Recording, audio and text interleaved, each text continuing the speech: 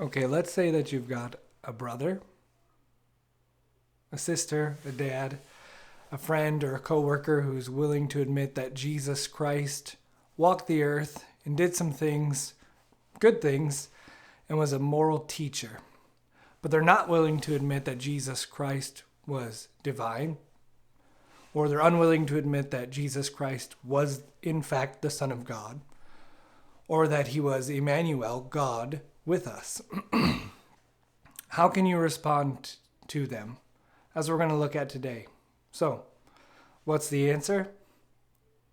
Logic. What do they teach in schools these days?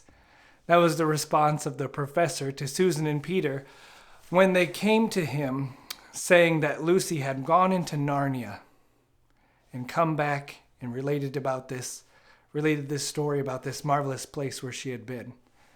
And they were asking the professor, what should we do with this story? Should we believe it? Should we not believe it?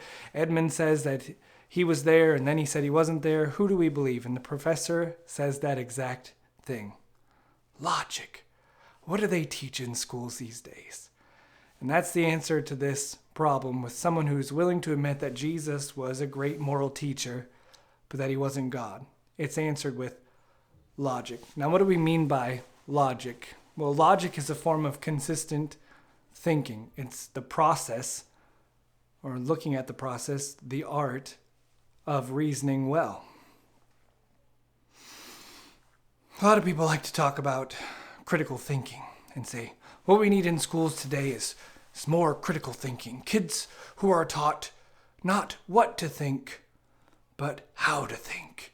And I would challenge you sometime when someone says that to ask them, what do you mean? What do you mean by critical thinking? Well, not being told what to think, but how to think. Okay, how do you think? Now, the answer to that question is logic. So there are lots of people talking about critical thinking and no one actually saying it's logic. We need to look at the art of reasoning. So let's see if the logic behind saying Jesus was a good moral teacher, but denying that he was the Son of God. Let's see if that logic holds up. So Jesus came upon the earth and he taught many good things. And this person, let's say, like once again, it's a brother, a sister, mom, coworker, anyone, a friend, says that they accept Jesus was a real man and walked the earth and did some good things, but they're not willing to admit that he's God. You could merely or simply tell them what Jesus said about himself. He said things like, I'm the way, the truth, and the life. No man cometh unto the Father but by me.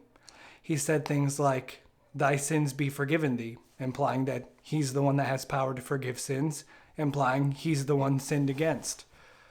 He said things like, before Abraham was, I am. Hearkening back to what God told Moses from the burning bush, what his name was, when God says, my name is I am. Tell them that I am hath sent you. And Jesus says, before Abraham was, I am. Now, there's only a few possibilities here then. Either he was lying, or he was crazy, or he was telling the truth. If he's telling the truth, then he must be divine, the very Son of God himself. But one of the options is not, in this case, that he was a good moral teacher. Because if he's a good moral teacher, well, he's not going to be lying. He's not going to be saying things like, thy sins be forgiven thee, come unto me. Before Abraham was, I am. He's not going to be making claims like that if he's a good moral teacher and those things are not true. But we know that they are true, and therefore it's not possible for him to not be God. In other words, let me boil it down simply to the three possibilities.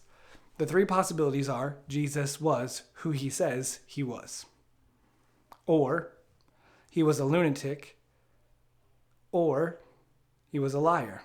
Now, if he's a lunatic, we feel bad for him because he thinks something is real when it's not. So he may be worthy of our sympathy in the case that he's a lunatic. Or in the case where he's a liar, he's worthy of perhaps some harsh condemnations by us, to be disregarded by us as someone worse off than the demons, a liar, claiming that he's very God of very God when he is not. But somebody can't say the things that Jesus said and just be a good teacher. It's not possible. He was either Lord, liar, or a lunatic. Logic. What do they teach in schools these days? That's what the professor said to Peter and Susan. And his point was, well, Lucy is either telling the truth, or she's lying, or she's crazy. And that's exactly how we can look at the claims of Jesus Christ. Either he was telling the truth, or he wasn't telling the truth. If he wasn't telling the truth, well, then he's not a good moral teacher. And he was either crazy or a liar.